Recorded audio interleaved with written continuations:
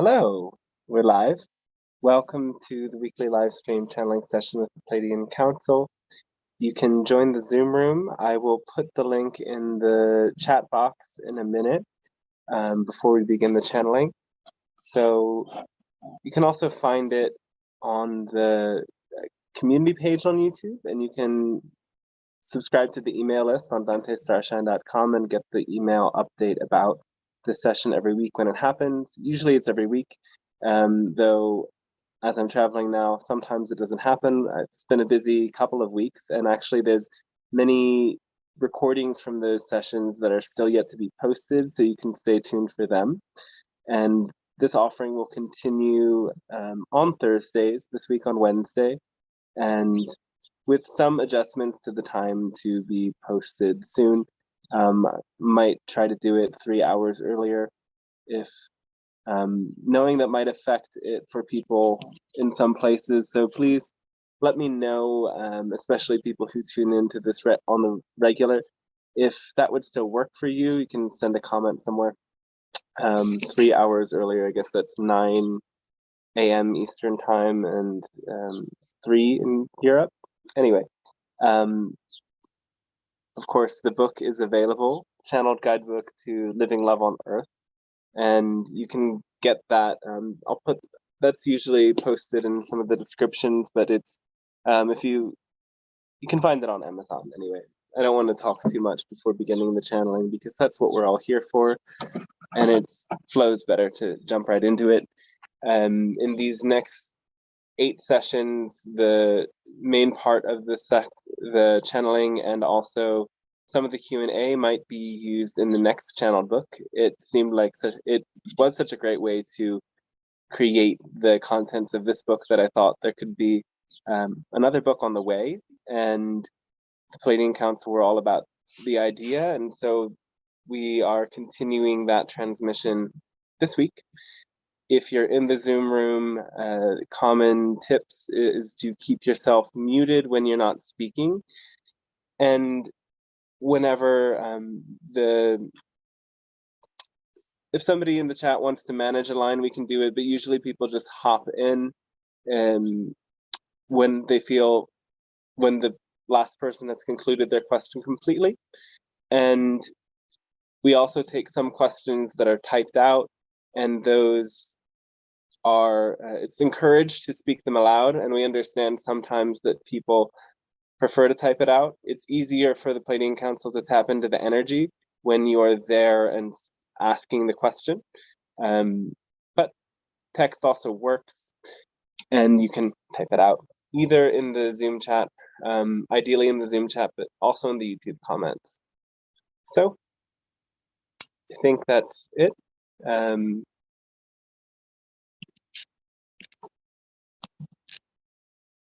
And we'll dive in. Oh yeah, I need to post.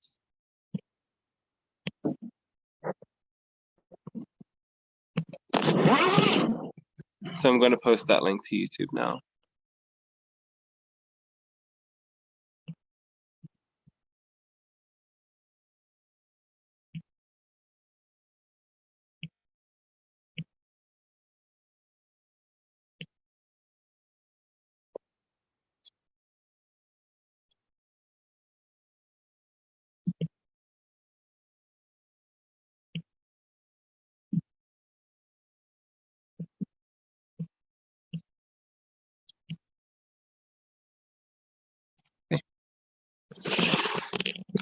All right. So, final note is donations are accepted for these transmissions. If you feel like you benefit from your time with the Pleiadian Council and you want to support me in continuing this free weekly offering, you can go onto dantestarshine.com, and on the contact and book a session page, there is also a donation link. So I really appreciate those, and they support me in continuing to offer this, and yeah, much gratitude. Okay, time for the channeling. I hope you guys enjoy, and I'll see you on the other side.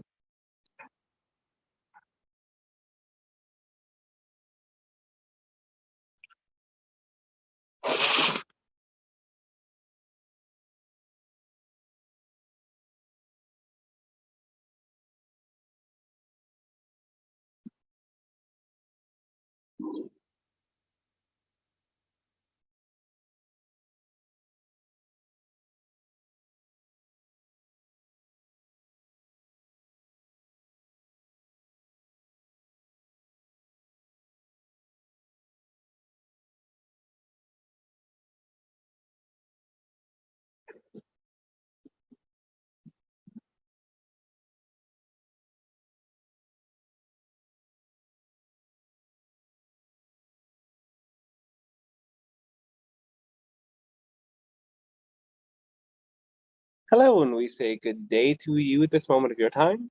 We, as the Pleiadian Council, speak on behalf of the Galactic Alliance and as well your own guides and guardians in supporting your world through this process. Some of you know is your ascension. We welcome you in coming to meet us, and we thank you as well, for it allows us an opportunity to expand and learn in the same way through experiencing the reflections you offer us. We are very excited to continue the transmission of these upcoming materials. So let us begin now. In this section, we will speak on the final part of the formula of enacting your highest passion to the best of your ability without any insistence on a particular outcome. This last part is, in a way, the easiest, yet something most of you, or rather more of you, struggle with than any other part of the formula. To release your insistence on any particular outcome is also known commonly as surrender. This concept is expanding in many of your vocabularies, especially those of you who are called to spiritual growth. And let us remind you now that true surrender is not a letting go of control. It is a letting go of all of the control that you don't have. And so we first of all speak to this distortion, to this concept of surrender that is common with some, that is to surrender before you have completed the first two steps of the formula. Remember that it is a sequence. So if you don't do things to the best of your ability and then surrender, it is not the truest sense of surrender that we speak to when we get into the nitty-gritty of this third part of the formula. Now, in order to really let go of all insistence on the outcome, you have to, yes, first of all, make sure you've already done your best. And sometimes what is done cannot be undone. And in those cases, yes, do surrender, and surrender as quickly as you can. Let go of whatever may come of it, in the recognition that what happens through enacting your passion and doing it to the best of your ability is that you learn lessons that support you in being able to do something better the next time that you go about doing it. Sometimes, yes, following this formula brings you tremendous results, and you get to manifest whatever your intentions were. Though oftentimes, actually, it brings you lessons, and experiencing lessons rather than the preferred outcome. There's no reason to let the positive momentum of that passion pick you up right again at a new beginning, where you then get to weigh at the scales of your own heart what activates that heart in the most pleasant way more than anything else. And again, continue to proceed doing it to the best you can. And again, getting to another moment of enacting this surrender. Surrender is, again, letting go of all of the control that you don't actually have. So that does mean maintaining the control that you do have and navigating your thoughts with discernment, navigating your actions with discernment. And then, yes, letting go. Sometimes when you let go, you recognize that you're being guided on a smoother pathway. You might experience moments whereas if something didn't go wrong, you wouldn't have found yourself at a new gateway of opportunity. These moments are great signs from your higher self of how to learn to trust and how to learn how to enact this surrender and letting go of insistence as quickly as you can. Insistence also manifests passively as resistance. These two things go hand in hand. So this last part of the formula can and ought to be done in every single moment as you notice in your body, where are there still those holding patterns that create feelings of tension? Your body is meant to move. Your body carries you forward. Your body carries you into these higher frequencies that lead to softening in your body. Yet your resistances within can manifest as physical tensions that show up. So one of the most powerful ways to work with this third aspect of the formula and deepen into surrender is to scan your body regularly and breathe into those areas of tension, noting them and recognizing that there's a lesson within the tension. In this way, you can have appreciation of even those aspects of your experience that are otherwise uncomfortable. Every area of discomfort is room for growth. And when you really master this third part of the formula, you won't shun discomfort. It also helps you to get better at the other aspects of the formula because, again, if you don't have that deep relaxation and reassurance that regardless of the outcome, you will be given gifts in some form, whether they are your preferred outcomes or whether they are lessons. And these gifts will grow and expand within you, helping you to deepen into love, compassion, bliss, more passion and excitement within your own soul. And that energy is a gift to all that is. When you learn to recognize that the output of your passion is more important than the specific outcome, and when you give that gift of your passion and your excitement onto creation, you're giving them something much better than what your preferred outcome might actually be. When you really recognize this, surrender comes naturally because you know that you are simply enacting passion so that there is more passion within creation. And that this passion is a gift to creation because it inspires more layers of passion, co-creative passion, greater compassion. As more hearts open to love, it becomes a contagion of love. It spreads. So what you're doing is to support the spread of that love. And if it does nothing more than that, it is a success.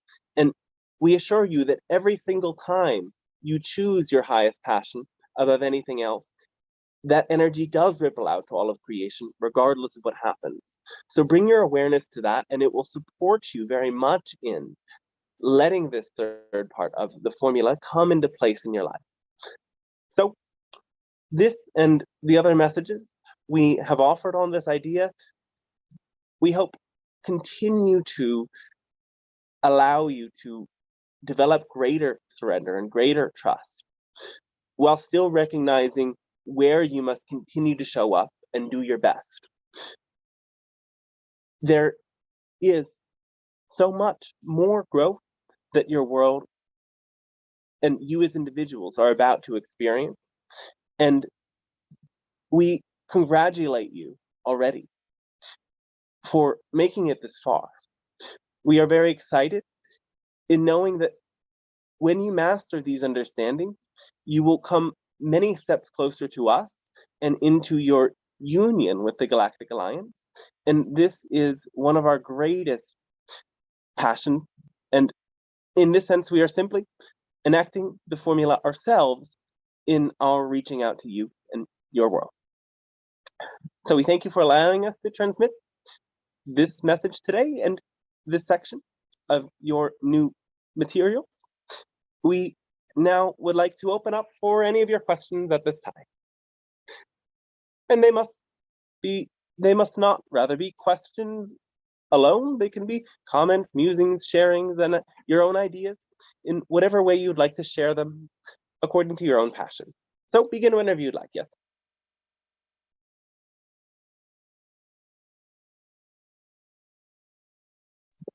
Hello, Dante. Or, sorry. Hello, Pleiadian Council. Yeah. Hello. The channel How says are you? hello. Oh, we are fantastic indeed. Great, great. So I have been struggling for the last couple of years, really bad. All right. I moved to another country a week before COVID started. So my sister, she got cancer and she passed. Coming up in life, all I had was just me, my sister, and another sister. Without getting to everything, I had a really hard life. So she died. I couldn't go say goodbye to her. So it's been weighing on me. Does she have anything that she wants to say to me? One moment. She would like to assure you that she understands that you didn't meet one last time in the physical, and that the circumstances that were in place in your world at that time were a challenge too great to bear. She understands that you wish things could have been different, and she is accepting of exactly how things were as she experiences the reunion with the light and the spirit. She is overwhelmed with joy and gratitude, and she wishes to share that with you. And hope that you rest assured that all is well, and that she may not have consciously agreed with her soul's planned exit time, though there is hope and growth, and she wishes only love to you. Does she forgive me for not being able to cross the border to go over there and see her before she passed? Exactly, that is the first thing we said. She understands that the circumstances in your world at that time were too great, and that the way that you were able to say goodbye was enough. She, of course, consciously wished it would have been different.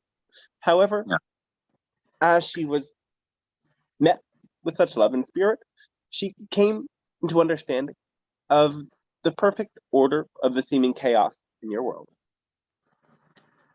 Thank you, Pleiadian Council. I really appreciate that. Oh, well, thanks to you as well.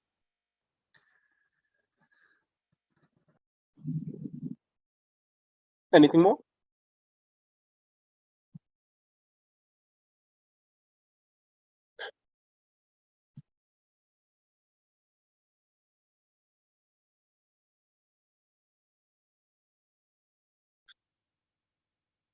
We would simply add, though, that while things may seem challenging and you may have gone through many transitions, this is a time of new beginnings in your world and for you.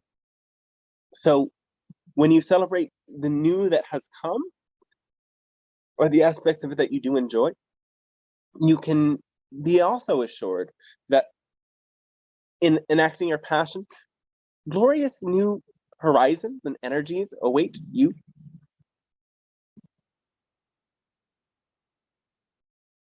All right. Someone else would like to ask something?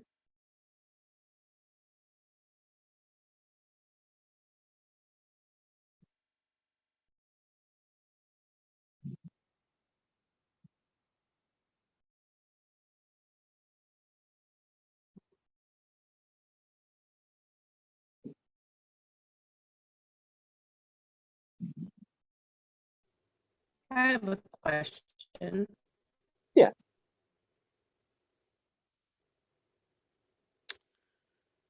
I'm curious about dream work. A couple days ago, I had a dream with this channel in it, which I thought was very peculiar in that how dreams work with who shows up and how certain ones kind of dreams stick with you throughout the day. So I'm just curious on the Pleiadians' perspective of dreams in general, and also if they could be a source to work with within trying to enact our passions, our highest passion. You had a dream with this particular channel? Yes. Oh, interesting. Well, it could have been that you were processing the exchange of information on soul levels that happens between you through interactions. It could mean many things, really. Dreams show up for many different purposes. Sometimes you have dreams in which you simply reprocess or rehash the experiences of a given day. These dreams tend to happen when you spend much of your time in a very focused mind state and life goes by too fast, so to speak. Other dreams then touch on those more metaphoric levels and energetic levels and can be symbols of your own unconscious. The meanings of these symbols have some shared collective representations, though more so they are personal representations. A dog will mean something very different in a dream for somebody who had traumatic experiences with a dog.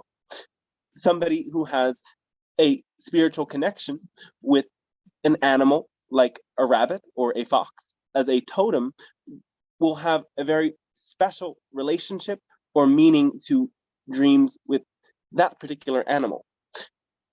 One is based on a traumatic, formative experience from this lifetime, and one is a more subtle energy that relates to more etheric and subtle planes. However, meaning can be derived from both sorts of experiences. Dreams can also, yes, be ways for you to connect with astral beings, your own spirit guides, your ancestors, and those who have crossed the other side. Your interactions with these individuals are not always literal, as in sometimes people may have frightening remembrances of times of family or friends passing, though there are more subtle experiences of connecting with the essence of guides or the essence of those who have passed on in these dreams. And that those states are times in which you sort of begin channeling while you are dreaming. You are able to have enough awareness or enough balance within your system that you then tap into the more subtle rarefied planes where these beings can meet you. Notice we said there must be either awareness or balance in the system, meaning that if you train yourself to remember your dreams and become lucid and more clear, these experiences can happen almost at will. Though also, if you find yourself coming into great states of balance simply through enacting your passion, following the formula, and doing good self-care work, as you say, letting that passion nourish you, you might find that these experiences happen on their own without necessarily needing to train yourself to lucid dream.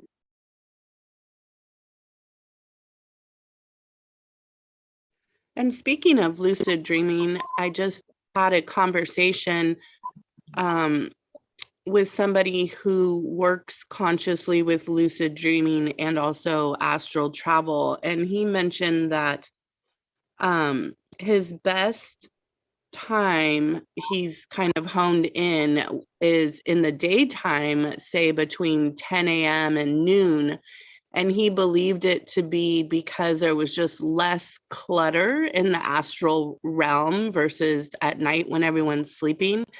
I thought that was interesting. Does that make sense to you? Yes, it is also, in a sense, the most energizing time of day when the sun is at its peak. It is sending nourishing energy into your world. That energy becomes the life force that gives energy to all of the plants that then feeds the rest of your ecosystems and eventually you. So that is a very potent time. That is a very pure time. The noon time is very good for meditation, but it is advised to be careful with overexertion at this time. Whereas, yes, in the night hours, there is a different energy. There can be a lot of astral movement as many people begin to sleep or go into non-ordinary states in other ways. And at this time, there are many more workings of entities and beings. It is not to say that you cannot connect with them in the day. It is actually easier to maintain a clear and undistorted connection in the day as you learn how to tap into these energies. There is also that window right before the dawn where the new energies that will light that day and carry the frequency of the day and support the world through the day come into being. This is a time when many get downloads or clear communication with their guides spontaneously. It is often a time where deeper psychic dreams begin to happen. It is also a time, well, you know, as the witching hours, where it is more potent when you cast magic spells or intentions on certain planes.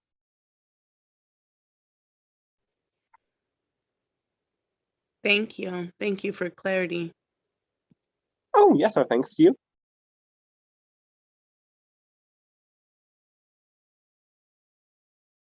Anything else on this subject?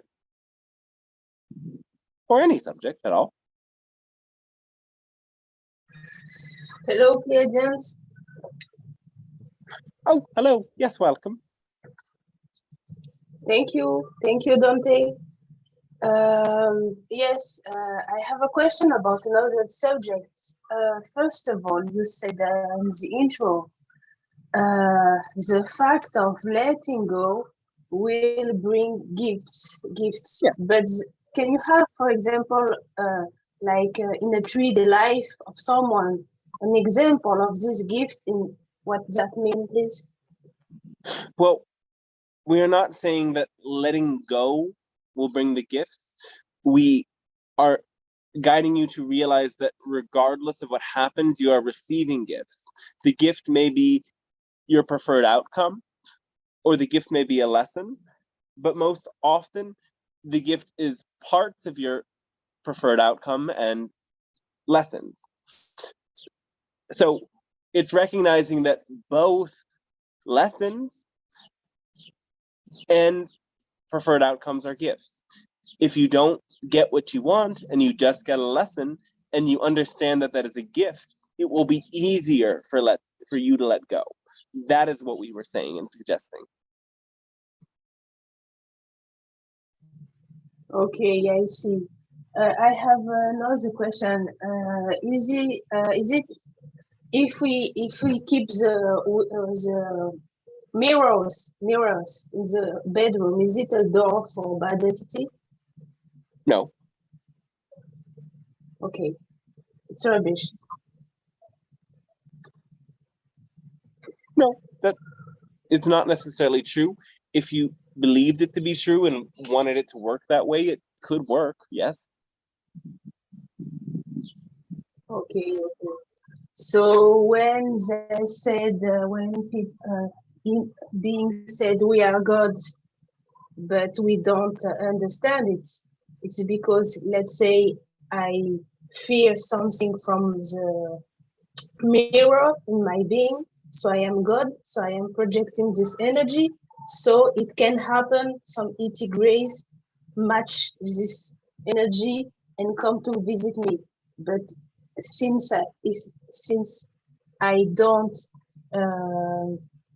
think this is possible, since I am God, I don't have this fear, so it will not happen. Is it right? Yes. If you have a belief that something works a certain way, you will experience reality through that belief, and your belief will end up proving itself to be true. It's the simplest way we could put it. Yes, you could see that as yourself being a god. In a sense, you create, and if you see gods as beings that create, then certainly you are godlike and you don't recognize it as a species.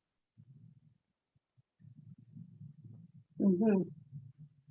Okay, last question. The time, it's like it's passing by fast at some period of the day.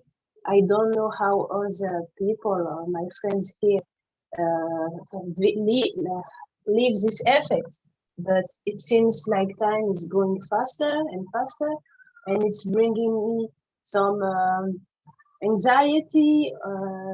I don't fulfill, and I wanted to control time. It isn't that time is passing faster, it is that your own brainwave state is changing and shifting. Depending on your own state of consciousness, you experience time differently. So when you're in a slowed down meditative state, time seems to go very slow at first. If you go deeper into that state, you can wake up out of a meditation or out of deep sleep, and it felt as if no time at all passed. When you are in a very deliberately focused state, you can sometimes slow down time, but more often, if you're really following your passion and enacting what brings you into a flow, time will go very fast. The same thing, however, can happen if you are in a state of great anxiety. Those two states create a similar effect in the perception of time. If you are too disbalanced, then letting your belief systems and your attachments bog you down, sometimes you can lose track of time very quickly as well. So if you want to control time, you have to control your state of being. However, you can make time seem to go more slow when you bring yourself into a balanced state.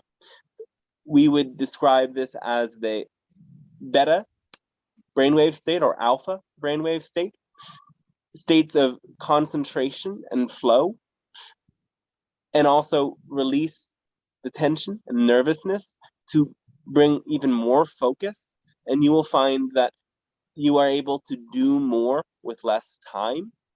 However, there will always be the effect of when you do go into these altered states or preferred states of being, really, when you enact your passion, or when you go into trance states, or when you go into deep meditation, you will always make time seem to go fast. And this is only a bad thing if you fear that you are running out of something. And that is also a big factor of why those states of stress make time feel as if it's going far too fast. You fear you're losing something, and this perception makes it seem horrible that the time is passing so fast. Yet the reality is time does pass rather quickly. And you can note at some points in your life, you're so curious as how many months or how many years have gone by so fast. This reminder is not necessarily a bad thing. It is a good reminder to remember your passion, to make sure that as this time does pass quickly and the summer will be over before you know it, For example, what do you want to do now more than anything else? And when you bring yourself into that flow of enacting your passion, you certainly won't mind the passing of time as much.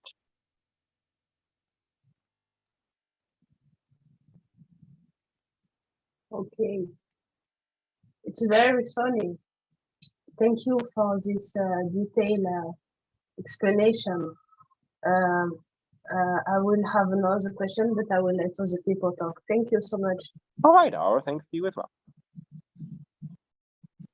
Greetings, Pleiadian Council. Hello, yeah. I was wondering, for about how many years do you still see the deep dysfunctionality and hypocrisy in our political systems? And how are we doing on the so-called war between control and collective functionality, let's say, or collective harmony and compassion, etc.? Well, you can frame it as a war, but it's not a war if you're not fighting back. Yeah, of course. Yeah. I said the so-called war. It's not really a war. It's, a tug of war, more like a tug of war. Well, you see the state of the world. It is clear to you where it is at. More can be done to support individual freedoms and a different world. And you all do that by enacting your passion. And if you want to inspire others to make greater changes in the world, that can be a part of enacting your passion. Yeah, of course. But as I see things, not sooner than about 50 years will we be able to truly change some fundamental things and really become a slightly harmonious society. It can happen much sooner than that. Yeah. Remember that there's still the potential for open contact within this next decade. So these are monumental years of shift and change ahead of you. You are in a window of tremendous shift and change right now. The situations that have recently emerged in your world have changed the world very much. And there is actually much more yet to come. So make sure that you continue to ride the waves and open yourself to all of the opportunities that are arising to choose alternative ways of doing things. If you want to see a different world, you have to live the different world. Yeah, of course. I've seen that scientists have recently discovered a huge ozone hole over the tropics. And I was wondering if you would suggest any solutions to that. And also a corollary question, if you see any other ecological emergencies that we should ideally be focusing upon. Oh, well, focusing upon them depends on who you are, really. We wouldn't suggest any given person to focus upon them. Perhaps a scientist would. What you all need to focus on is being the solution to this, which is choosing a different way of being that many of you are already doing, living conscious of the impact you have on the world and very vocal about seeing a different kind of world. Okay, yes, as for the ozone layer, however, yes, it is also a result of many sorts of pollutants in the atmosphere. And yes, it has shrunken and vanished in some areas.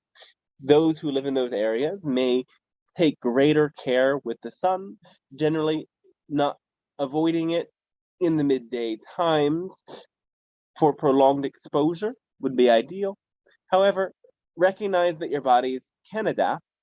The reduction of the different emissions and greenhouse gases on the global scale would help very much.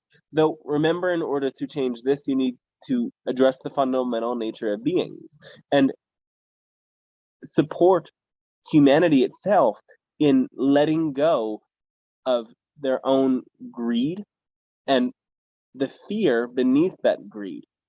All greed is caused by fear. And when you know this, you know that being a living example of love is the solution. And when I said focusing upon, I meant like in an active way to spread information and solutions towards the solving of even more than just living our personal lives, hobbies and excitements. To me, it's quite enticing too. That means taking inspired action. That's different than focusing on, because if you focus on something without taking any action and that thing makes you feel bad, that's not something we would suggest to anyone. Yeah, I would never do that. But if you are inspired to take action to support your world, yes, please do so. Yeah.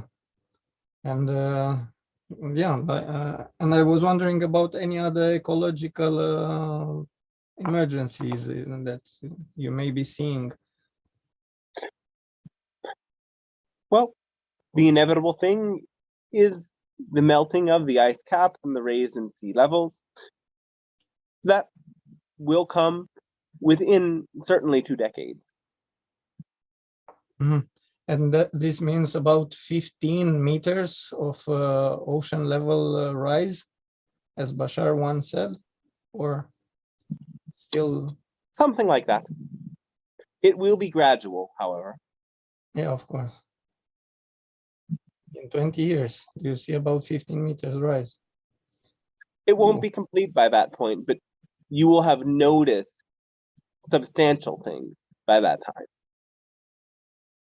Oh, well, 15 that meters. indicate that it's already happening in that time and space. Well, it's already pretty noticeable for whoever is looking, but I was wondering about those many meters, because 15 meters can totally change our civilization. Because of you will have to find many adaptations. My migration and stuff.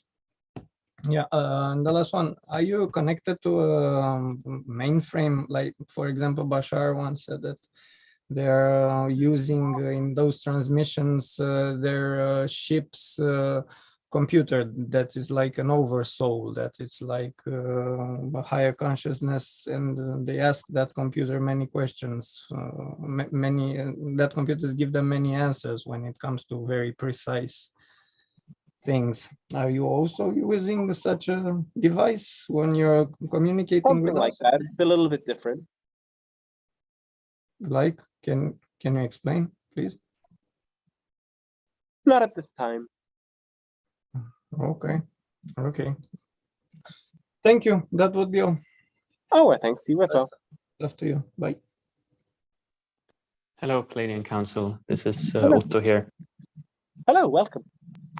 Thank you. I have some questions, but I first feel like reading a question from the chat. Let me see if I can find it. There we go. So this is from Jeff Yeo. He says, 2 weeks ago, I had a private session with Dante, Pleiadian Council, via Zoom in my dream. I woke up while typing the last question. I feel my energy body and especially some prana coming in my crown chakra when studying or meditating. Is the best way for me to feel my energy body in order to awaken my higher consciousness during meditation? As Eckhart Tolle said. Also, I'd appreciate if you could also explain the dream. Oh, yes. Meditation works as a permission slip to support that activation of higher consciousness and open the crown chakra. It is important to have some sort of practice of focusing your consciousness in some way. It doesn't necessarily have to be exactly the sort of meditation that you are doing. You can find that there's many different styles of meditation.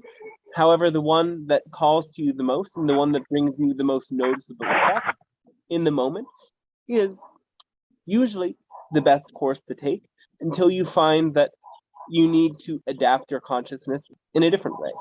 All different forms of meditation have a different impact on the body. Some, for example, can bring you to activate your prefrontal cortex and be very focused, whereas other meditations will deactivate it and allow you to be much more spacious and feel like a detached observer. Those sort of meditations certainly open the crown chakra, and just by focusing there at the crown chakra, you can create a greater subtle opening effect that helps you to be in that detached observer space and allow for your connection to spirit to open. You can, however, do many different forms of spiritual growth. They all support you in deepening the opening of all of your chakras, which, again, of course, as they are a complete system, all must be opening, functioning, and in balance. And they all are necessary for you to be whole. And that does also mean that activities that correspond with all of the different chakras and their frequencies are necessary in a balanced life. And your own excitement and passionate exploration in many different areas can support every different chakra and opening. And this will also help you deepen into opening the crown chakra, whichever one you are focused on in a moment. Oh, and as for the dream, yes, this can be representative of the transmission of energies that is taking place between we as the Pleiadian Council on the channel and yourself, as it does often support you in connecting with some of your own guides. Like somebody earlier mentioned, dreaming with the channel could suggest that there is a notable transference of energies, and you are able to then connect in with your own guides, and you're being reminded that this perhaps will support you in reaching to the other side, so to speak. However, you can interpret the dream in whatever way you would like, and it's important to base your own interpretation upon how the dream felt to you in the moment. If it is accompanied by a feeling of excitement, then usually it is a very pleasant sign. Yes. So we suppose we've answered that question. Thank you. As for my question, I have heard and sort of felt myself that there is other sound. So if someone else could Oh mute. yes, there are some animal visitors here. Oh, it's we you. hope Okay. they go away. We're requesting that they do. Oh, that's fine. There was someone else who was unmuted before, but they have muted. Okay, so where I was going, that when we get a sort of impulse or a desire from the heart, some has described it that is a movement of shakti, kundalini. I guess before continuing with my question, would you comment on that in the relation with the shakti kundalini as one's own sort of essence, life force, and the sort of the whispers or the impulse or the passion that comes from the heart? Yes, the kundalini energy is one description of that sacred inner remembrance that is manifesting through the heart. And so is there any connection between like the energy moving through the lower chakras up to the heart, or is that not relevant for those kinds of impulses, or again the voice or the excitement from the heart? Does the energy move through the lower chakras first? The energy can move up from the lower chakras, or it can move down from the higher chakras. There's all different forms of excitement. And again, as your whole system is interconnected, some sorts of passionate inspirations can come from that very gut level. That's why you say in your world you have a gut feeling about something. And sometimes it can come from that crown chakra level when it isn't as rooted in your perhaps instinctual or desire nature, and it's more coming from this higher spiritual or intuitive level and into your heart. So both of those flows of energy can also and are described, can also be described and are described by some as kundalini energies. Right. Okay. Thank you. A second question. This is something that I brought up before, but it has come back. I wonder if you can say anything in regards to like the stabilization of like being able to perceive subtle energy, because I notice it's very fluctuating in terms of my capacity of both the clarity and the depth of perceiving subtle energy, whether that is within my body or in terms of psychically. I'm aware that the factors like stress and those things will like interfere or play a part in how easy it is to access that state, whether in meditative state or in a more sort of normal state. But yeah, I guess my question is in regards to what is the cause of the sort of fluctuation? Is it these things, or is it also connected or more connected to like beliefs and blocks around the third eye and whichever other chakras that are relevant for this? In your case, it is more so the stress. It is not that your intuition is innately blocked, but it becomes blocked in moments where the stress predominates. You could see it, yes, as a belief that causes an attachment that causes the stress. So you have to look at what areas are you feeling insistence, or are you resisting a feeling of potential lack? And what are the beliefs connected with that? Because it is only the belief that causes stress that is causing this blockage. As far as we can tell, there are not beliefs that say you innately cannot access these levels, because you know these levels and you experience them, yet sometimes you want to and you can't. And it isn't because you can't innately, it is because the stress creates the cloud. Right. Got it. Thank you. Is this also related to like the fluctuation of, I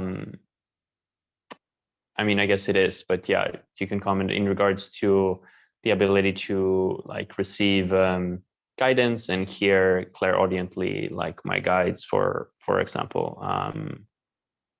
Yeah, is there a full correlation there? Yes. Okay.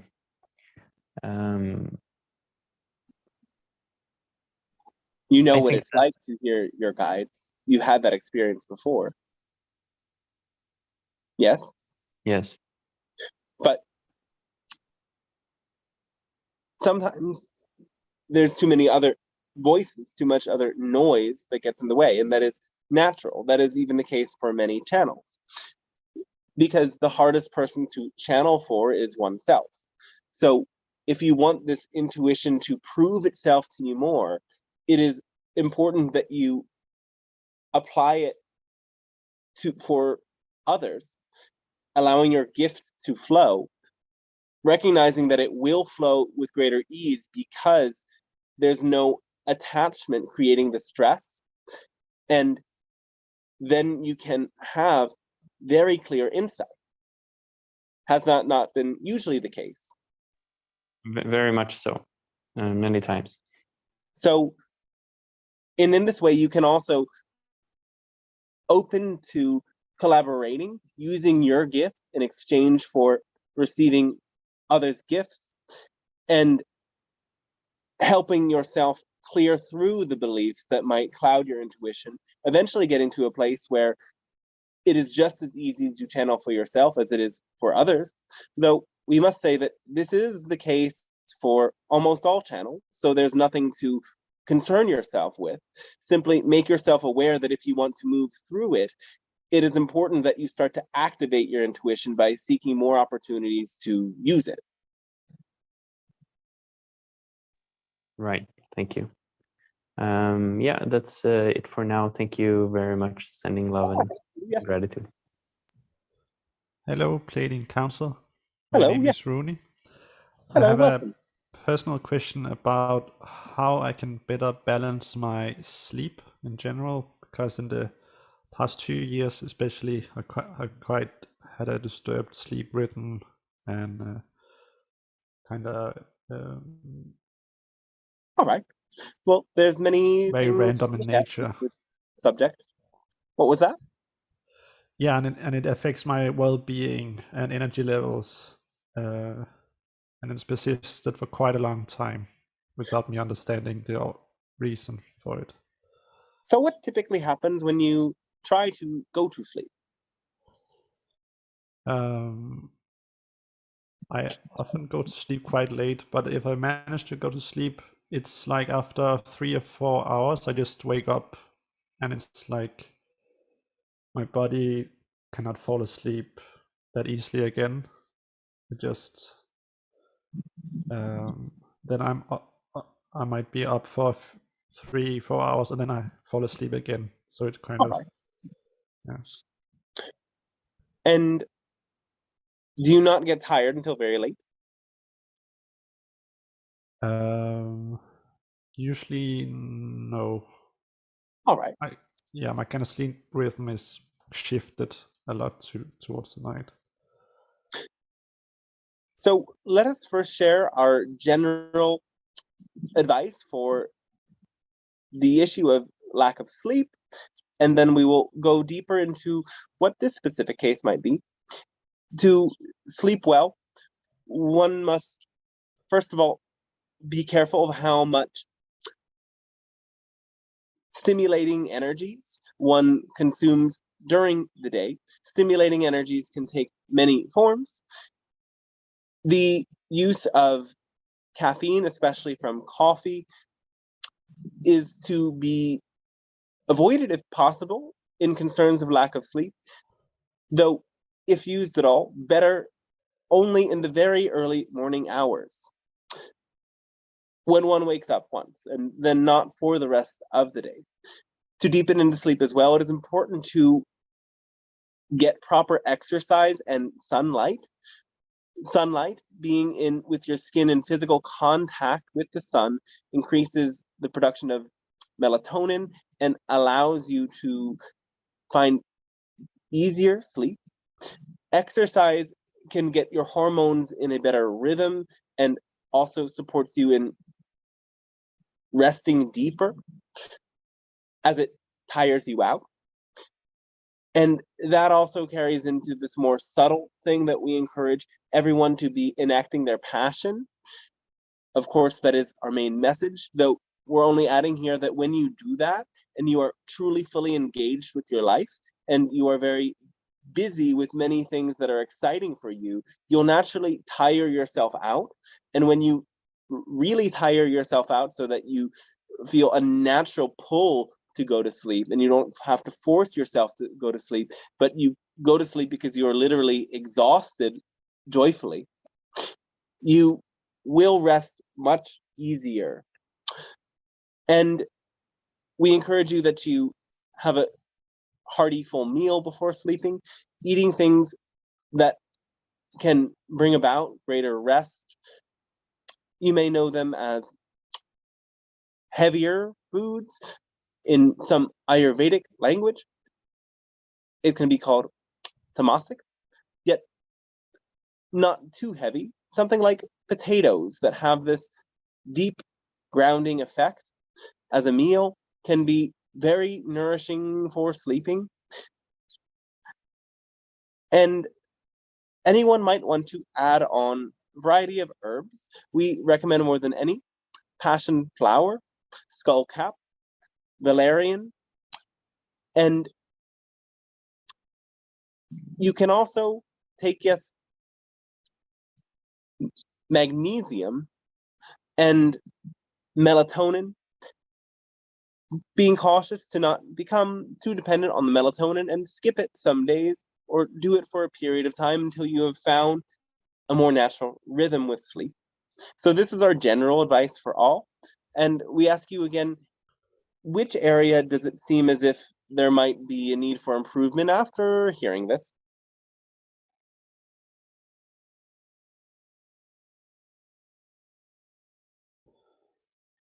So are you asking me? Yes. Yeah. Does any of that feel as if it's something that could be Yes. adjusted in your life?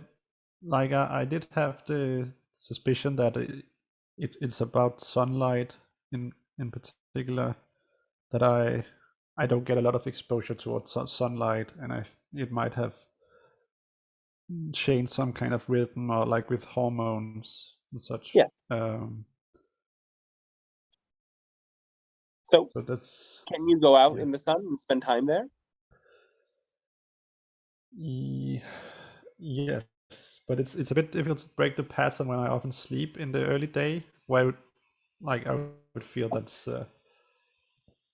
a certain sense of like this low energy state when I wake up, So like then in why the do you middle of the go out in day. the later part of the day? It's still sunny then. Yes, that's true.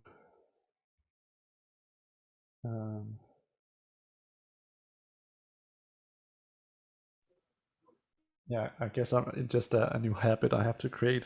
Yes. That's something I've really done for a long time, and for most of my life it didn't really impact my sleep. I slept quite well up to a few years ago. Like no matter what I did, I slept quite well.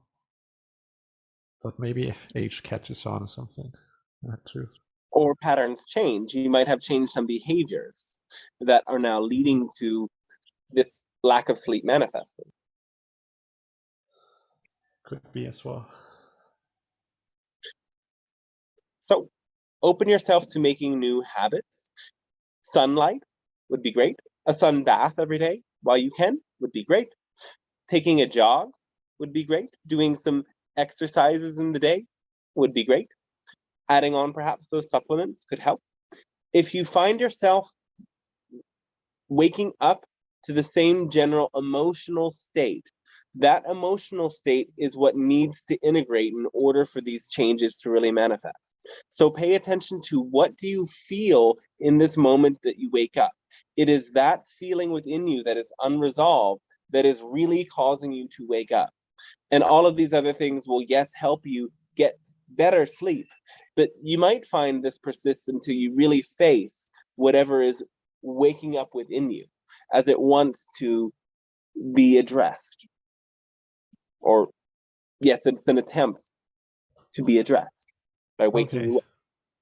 Yeah, that's useful, because I haven't really noticed if there's a certain emotion when I wake up, but I'll definitely pay attention. If you can't feel an emotion, notice what the very first thought is. Yeah, I like that suggestion. I will do that. And follow the thoughts, and you can find a general mood to them. Sometimes emotions can seem more subtle. Yes, I agree. Okay, thanks for that. That was something new, so I really appreciate that. Yes. Oh, well, thanks to you as well.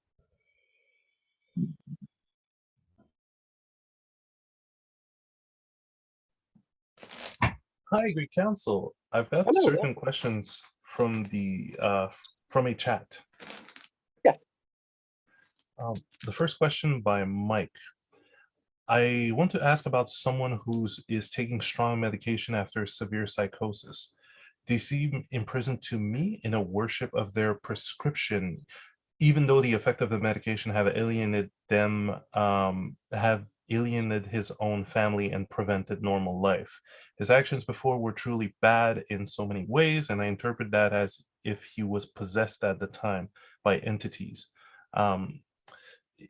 inside of him. What about medication and possession? Can you please comment on that? Are entities nourished by someone on these medications? Not necessarily,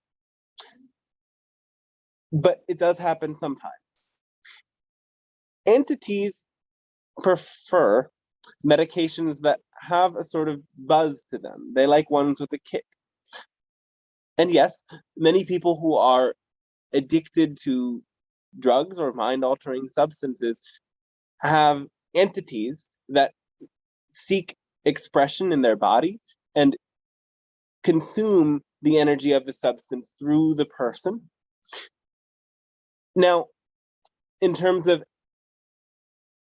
antipsychotic medication, there isn't really much of a buzz to be had. The possessing entities wouldn't be so much interested in it. In cases in which somebody is, in this case, psychotic and perhaps hearing voices telling them to do negative things or act in certain negative ways, these medications can often help them to break out of the grip of that, yes, possession. It is not always a possession from a spirit. These psychotic episodes can be a possession by one of the belief systems of that person, or a negative belief system or thought form in general. These individuals can also be guided out of these states by someone who is experienced in a deep sort of healing work that not many are acquainted with. There are some shaman in your world who can do such a thing. There are other gifted healers who have learned how to do such things. It is not that the medication is necessary, but for some, it might be the path of least resistance to find balance after such a state. We note that the difference between people with those experiences and people who have psychic gifts is only that those with psychic gifts have a degree of control over how they choose to open those gates and to whom they choose to open those gates.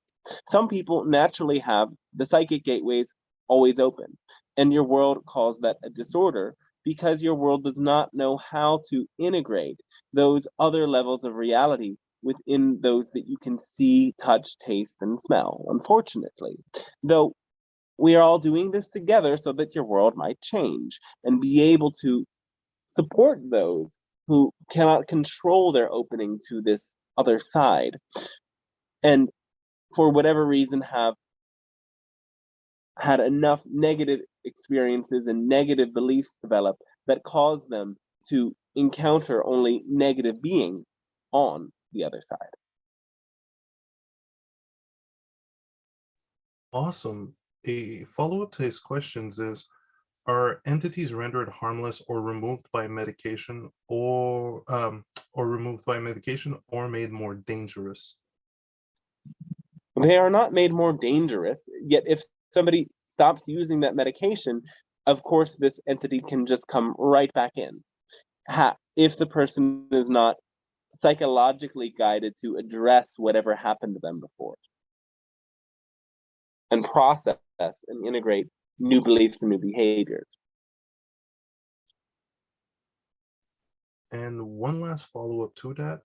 When a possessed person dies, how do the entities find a new host? And so should we avoid funeral, hospitals, or places situation where those entities find hosts?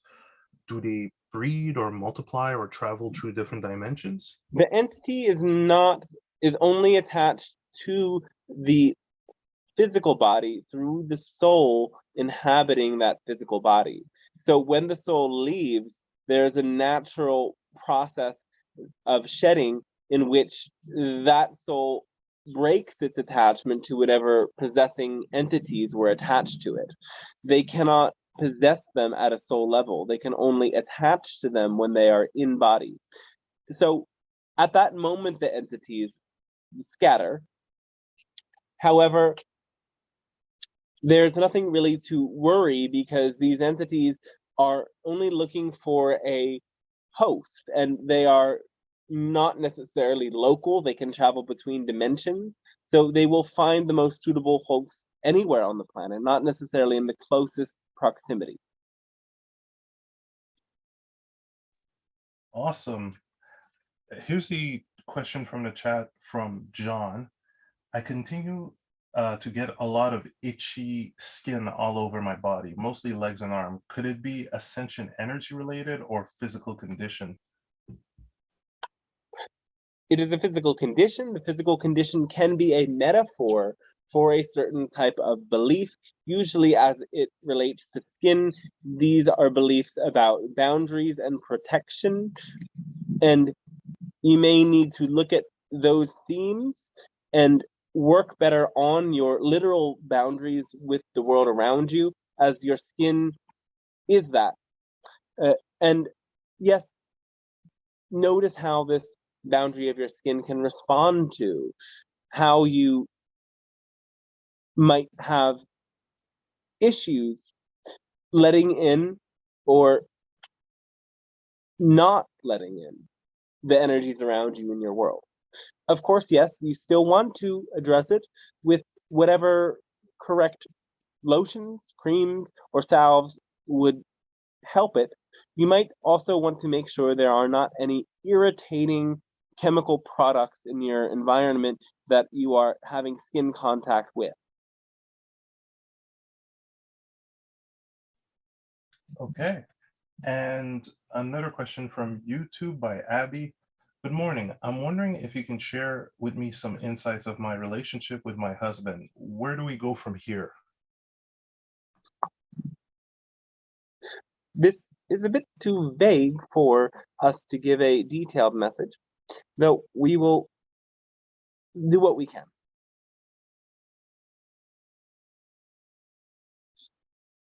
The path is clear for you to move forward if you choose. You may have a bit of work to do to review the recent events in your life and make sure that you are on the same page together about where you are moving. Because when you both have the same intentions and you understand all of the other person's intentions, it will be much easier to co-create exactly something that both of you prefer and enjoy.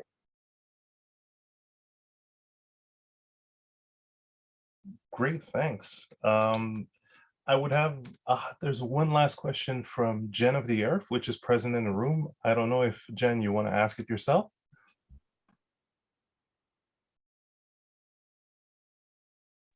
Okay.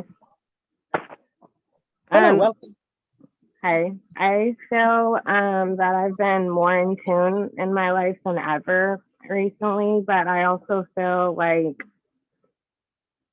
I don't believe I'm being attacked maybe per se, but the anxiety of just the world and everything is at moments seems to be like really intense and defeating.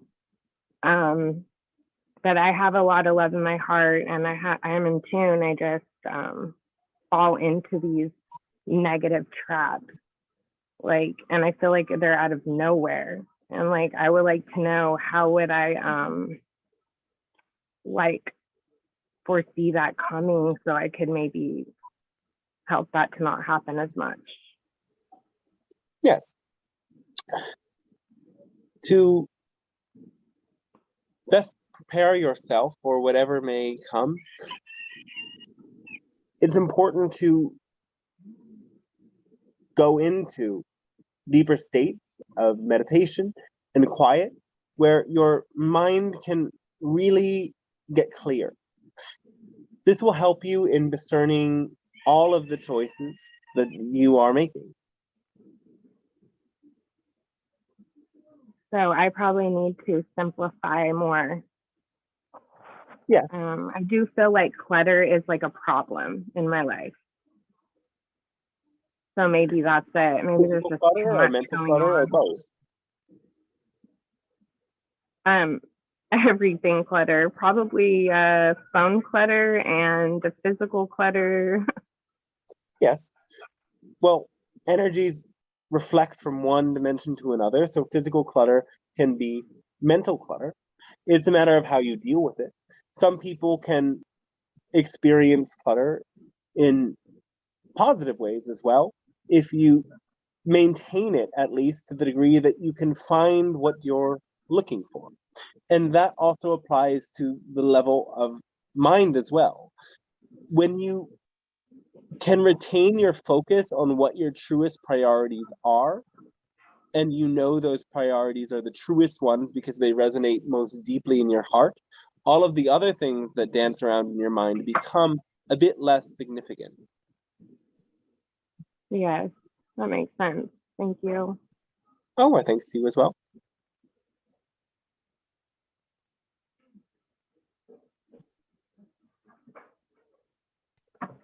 It appears that I'm up next. This is Laurel. Hello, welcome. Thank you. I have a question akin to Rooney's about sleep, and it's been going on for quite some time. It seems to have more than one cause. For one thing, I'm just wondering if sleeping late to make up for going to bed late is a wise thing. Maybe I'll start with that. Well, if that works for you, then do that. There's no need to follow what most people follow as a sleep cycle. It's about adapting to what works with you. So if you would like to stay up later and sleep in later, and your body does that well, then enjoy that. Okay. So no worries about, like, I missed a little bit of what you said earlier about the best times to be awake for receiving. I think you said receiving through the crown. Well, the best time, or rather the time when the most energy is coming into your world, is pre-dawn. That's not necessarily the best time to be awake for everyone. You can still receive those codes and subtle energies while you sleep. In fact, most of you do. Okay, thank you. So on the first end of my sleep, when I'm going to bed, a couple of things can happen. One, I can be, it could be I'm anxious about something, or it could be for a number of years here, a lot of times visual things will come in, strange things. It could be something I've never seen before in this world, and it might even make me laugh, or it might be a little scary. So what might you say about those strange visions? They all represent one of your inner aspects. Can be representing a belief or a story that goes on within you, and they are reflecting you more of yourself. You can play with them to deepen into understanding yourself through them, enjoy the ones that are a bit silly, and look at the ones that are a bit scary as a mere reflection of the thoughts that cause fear within you. Okay, so it's not necessarily fifth dimensional stuff. Well, it is, but you are a fifth dimensional being, and your energy manifests on every plane. Oh, I see. Okay. And then on the other end, I might wake up 2, 3, 4 hours later and can't get back to sleep because I'm already hungry, which of course can, happen at any time. Like this morning, I woke up at 7, and sometimes I just get up and eat something, which sometimes I can lose an hour of sleep that way, and then I might have to go to the bathroom and blah, blah, blah. and well, I'll make this a dual thing. So when I wake up like 7 in the morning, which is kind of a reasonable hour for most of the world, then what also can happen is that I think about the things I need to do, even things like yesterday, I did something very different, something that will support my passion, which is unfinished for me, like making a book of my poetry. And that's a rare thing for me to do. So I don't know. So there's a couple of things there about the morning when it's 7-ish or whatever. Yes. That's the time when there's a fresh creative energy. And if you feel inspired to create then by all means do so. Doesn't mean you have to do it every day. You can just listen to your natural rhythm. And if you wake up feeling like you want to create, then everything might be aligned for you to do that, and it could be the most opportune time. It's all about your own heart's guidance. So if you really understand this, you'll understand it. You will understand that your inner experience is telling you everything about what needs to happen. If you want to go to sleep instead, then that's what needs to happen. Okay, that much of the time yesterday with the poetry thing, that was an anomaly, but most of the time there's some kind of, responsible person should be taking care of their finances, and there's a to-do list and so on and so forth. Well, what if you let go of that? Like you let go of the other day? What if you let go of that and let it be less significant? Because your beliefs about it make it seem like being responsible is more significant than being responsible to take care of yourself. Right. And I've also been influenced by what mainstream has been saying about go to bed at the same time every night and get up at the same time every day. And so that is because they want everyone to go to work.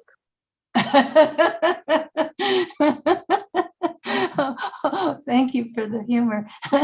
Thank you very much, Pleiadian Council. Oh, yes, our thanks to you. And that is why they tell you so many of the things that they tell you in the so-called mainstream out there by your consensus reality.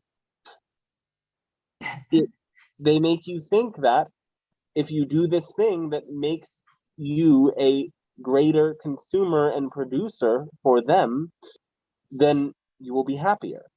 And you can see, regardless of your age, you can see through the evidence of the lived experiences of so many that doing what they tell you to do does not guarantee that you are happy. Yes. And this is why we offer something so much more simple. Do what makes you happy now, then you'll be happy now. And it will snowball into something that makes you really, really happy someday, rather than doing something you hate forever and expecting it to eventually make you happy when you've hated doing it for 30 years. Where is the logic in that? There is none. Your world is a bit cuckoo, is what we will. Thank you.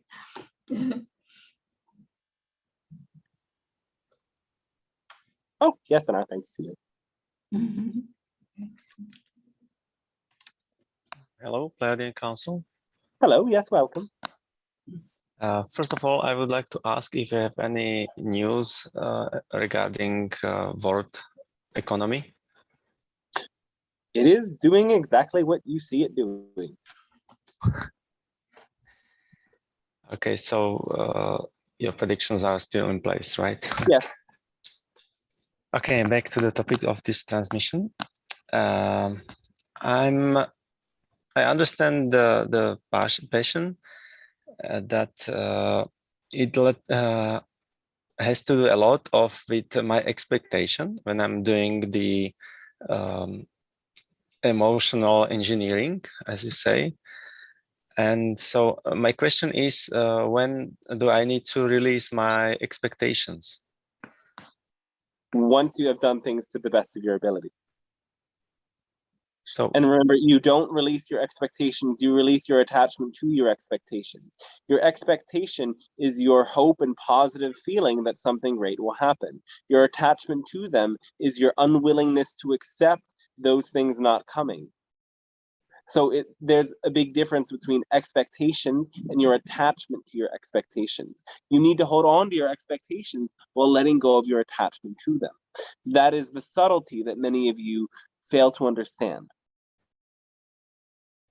so it means when my expectation does not fulfill now, it may fulfill later. It means that you engage with what you're passionate about for the sake of passion, hoping that you get what you want more than anything else, and opening yourself to the possibility that it doesn't happen, still being open to celebrate and receive the gifts of the outcome, regardless of what that outcome is. This leads me to the question that what's the true source of passion?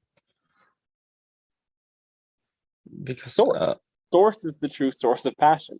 Source was passionate about this existence, so created this particular universe. And within this universe, you are all given the gift of your own soul connected to source, manifesting passion as the engine for your evolution.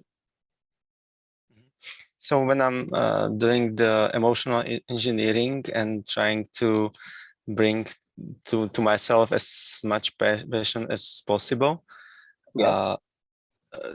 This passion is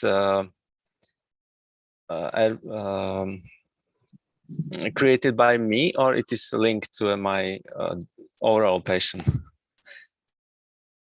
It's artificial passion or natural passion? How could it be artificial? If it's passion, if it's real, it's an experience within you, it's real. Mm-hmm. There's no artificial passion.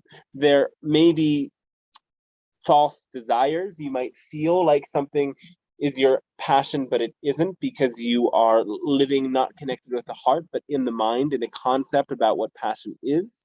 Some people might do that initially until they get to discover that passion is a feeling. It is also known as love, bliss, joy, and excitement, and you feel it palpably within your heart. Mm-hmm. So that maybe the issue that how to discover the true passion, not that just the mind passion, is by living centered in your heart. And perhaps you can literally place your hands on your heart when you are thinking between two pathways, and doing this with the simplest of pathways, such as, do I go to this grocery store or do I go to that one, can be a great place to start. Hold your hands on your heart and think about the first option and notice what happens in your heart. Focus all of your thoughts and all of your energy on the first option, see what happens. Then focus on the second option, and then the third and the fourth, if you have them, and feel what happens in your heart. Feel how the sensation moves, and choose the one that feels more enjoyable. And sometimes, yes, it's enjoyable, but there's a tinge of resistance because there's something in you that's afraid of it. You have to look at, is that fear valid? Is it really protecting you from something that is likely going to happen? Or is that fear irrelevant and a rehash of your past experiences? Most of the time, you will find that it is best to let passion guide you despite whatever fear might be there.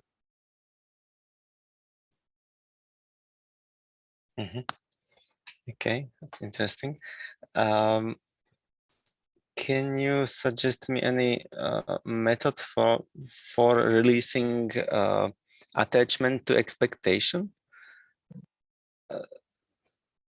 So, play out a worst case scenario in your mind. Think about something that you're trying to do and think about failing. And thinking about failing in the worst possible way, and play that story out to the very end. And then figure out how from that moment you will turn your life around, or first of all, you will do so by accepting that circumstance and becoming neutral to it, and recognizing that your joy doesn't come from circumstances, it comes from your own ability to connect with your inner and outer resources. That's very interesting. We've given you many other permission slips to release insistence, and those still apply, but here's a new one. You have to get yourself to a place in which you are neutral about the negative things that might happen, so you live your life without feeling hindered and worried about what could go wrong, and you're more focused on what could go right, and you deal with what could go wrong if it actually goes wrong. And you'll find that much of the time, the things that could go wrong don't. But when you worry about it, it's like you are energetically sending out a matching vibration to that thing going wrong, and sometimes you inevitably create it by worrying too much about it. So if you don't want it to happen, if you don't want what you're worried about to happen, stop thinking about it. And the best way to stop thinking about it is to remember what you're passionate about and act it. You often cannot think about something negative if you are taking actions that fill your heart with positive energy. Okay, I understand that being focused on my passion is needs to be trained, because I was taught out of it. So I need to train this skill. You're retraining yourself to live not from the mind, but from the heart, to live not from the attachment to outcomes and the story of how to be the most successful, but to live knowing that success comes from a feeling within you. And as long as you're nourishing that feeling within you, you're doing the right thing. Yes, and success is being to be yourself as much as possible, yes. Right? And you're the clearest version of yourself when you're enacting your passion. Okay, and slightly another topic, I would like to ask how when I'm in presence of other people, my behavior usually change, and I believe there are many negative beliefs hidden behind this my behavior. So how do I discover, or I believe it's just a matter of working my belief, right? Yeah, correct. Discover the beliefs and look at where they come from, and look at what opposing beliefs will help you uproot your negative beliefs. And I can easily, when discovering this belief, I can I'm not need to tune to their energies, right? So no. I can be more independent and act more independent than others, right? Yes. You are always acting independent from others. If you choose to match their vibrations and match their ideas, that is a choice you are independently making. So you create that yes. construct in your life.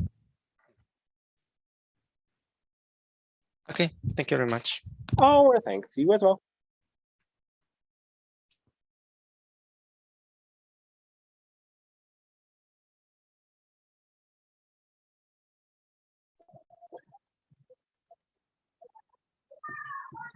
How are you doing, Dante? Is it okay to continue?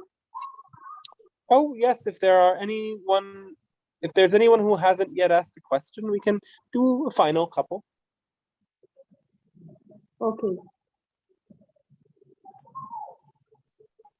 Well, I haven't asked any personal question. Would that be awesome? Yes, please continue. Great, thanks, Council. Interacting with you guys has been fantastic, and especially the downloads being received are terrific. This co-creation is epic, really epic. I have a current question. A current situation led me to returning to a place of catalyst, meaning I'm, let's say, with parents and family.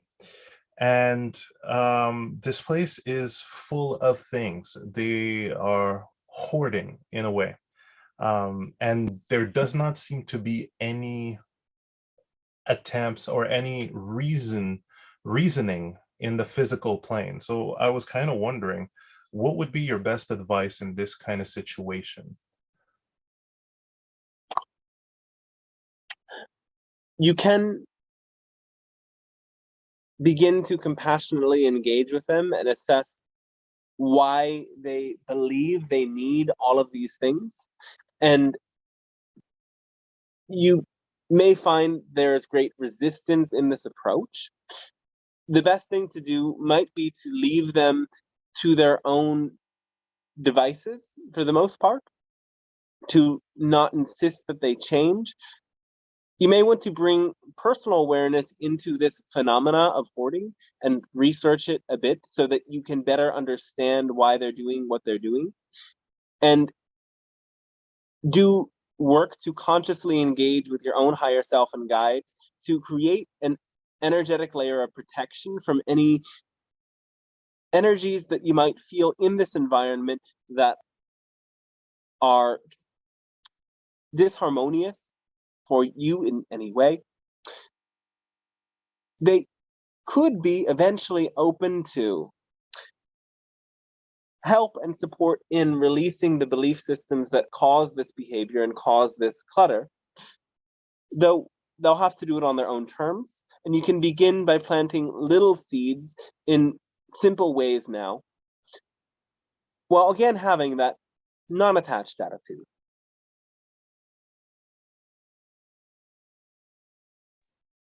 Awesome, great, thanks. I'll be up for the challenge. Yes. Well, the challenge is simply maintaining balance in that environment. Don't make it a work for you to change others, because it is usually not very productive. They will have to change themselves.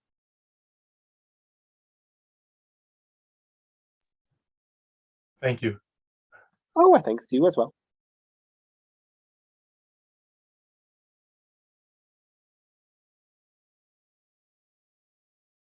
All right, is that everyone for now?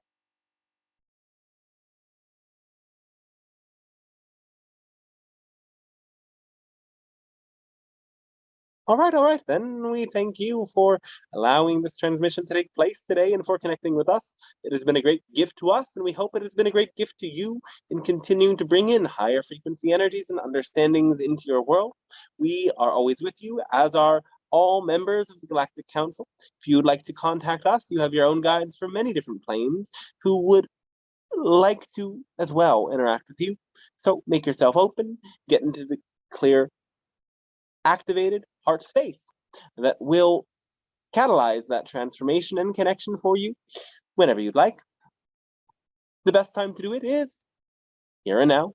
So in this here and now, we say goodbye for now and invite you to continue to bring in this type of energy into your day by remembering that as we leave, you're opening up a fresh page of creation. And if you listen to your heart, it will guide you to fill the canvas with something wonderful. All right, so ciao for now. Okay. Thank you, Nante. Oh, you're welcome, everybody. Thank you. Yeah. Seems like it was a great group today. Cool. Thanks for being here, everybody. Thank you, Dante. It was a big group today. Yeah, amazing. Glad everybody could join. Yeah, haven't seen it so full in a while, but I guess that might happen after a bit of a break. I will try to, I mean, it's most likely going to flow very easily for me to do it next week, and I will post in the email page, the email list, and on the various social media platforms to let everybody know.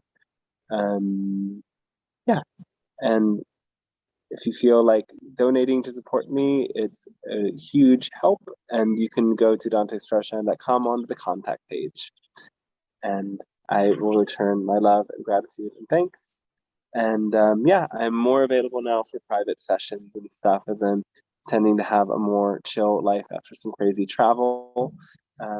Anyway, that's my story. How's everybody and how was the session?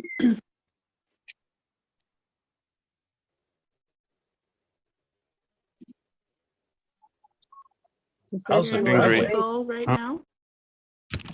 What was that? Oh, Are you in Portugal right now? yeah, I'm in Portugal. Yeah, it's all right here. It reminds me a bit of like Mexico, Latin America, but without the parts of Latin America that I really like.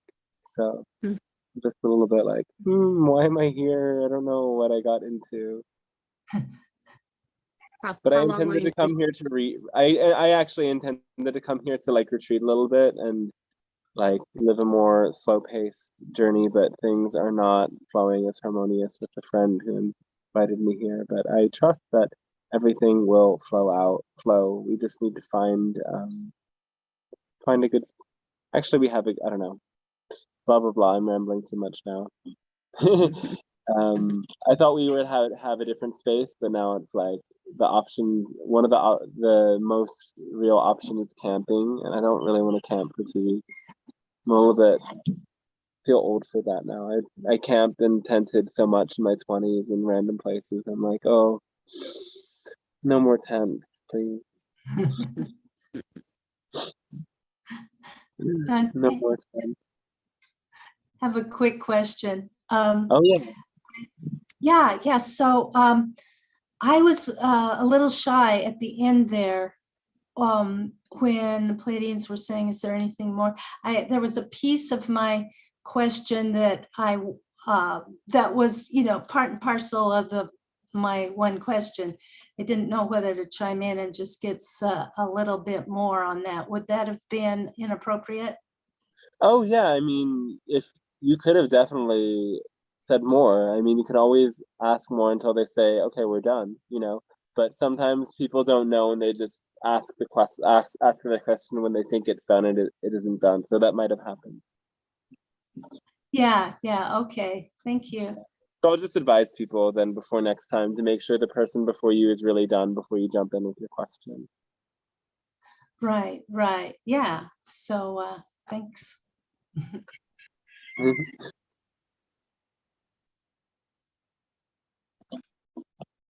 In my understanding, I know they are very kind, and they want us to develop, and they allow us many minutes.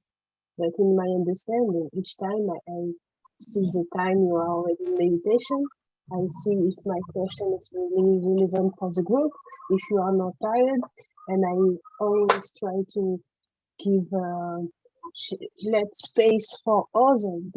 Even if they let's say 10 or 20 minutes, I always stop myself because if I have a question, I think for your services, it's more normal to pay for session and to ask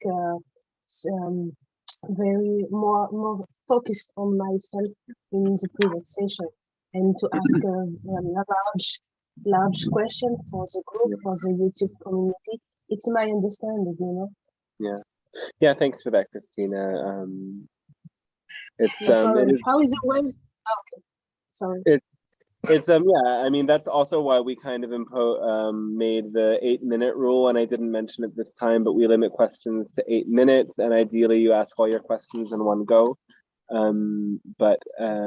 Yeah, it's like it isn't necessarily a personal session, and almost all, I mean, at the same time, everybody's explorations and things that are personal to them are very valuable for the group, but it's just to note, like, to not try and to just try and make sure that everyone gets the space they need. But I feel like everybody's has been a lot more considerate of that and aware of that. So great work, everybody. Yay, we're doing it. How is the weather? Just got back from The weather? I mean, Yes.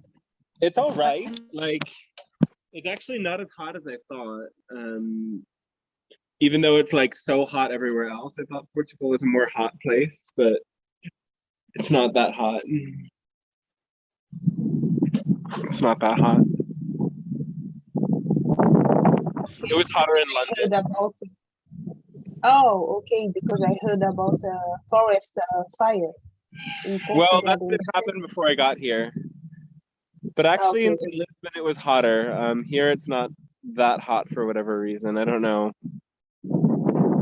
I don't claim to know. I actually need another jacket. Okay, Right? how they say the in Portuguese boa viagem. Bom voyage. I don't know any Portuguese. I just know obrigado. And like, I actually did Duolingo a while ago for Portuguese, and I remember some of the words. So I do know more words than that. Like, but it's really hard. Like I understand a little bit because I know Spanish. But still, like people were saying things to me, and I like responded the wrong way because I didn't actually know what they were saying. Oops.